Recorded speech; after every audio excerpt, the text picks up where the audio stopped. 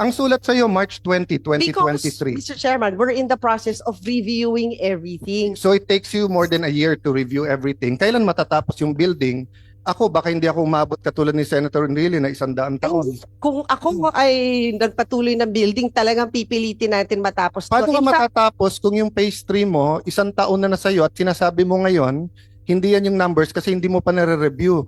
March 20, 2023, it's already July 3, 2024, Senator. 15 months na sa mesa mo, then you have the gall to tell all of us na yung delay na sa amin.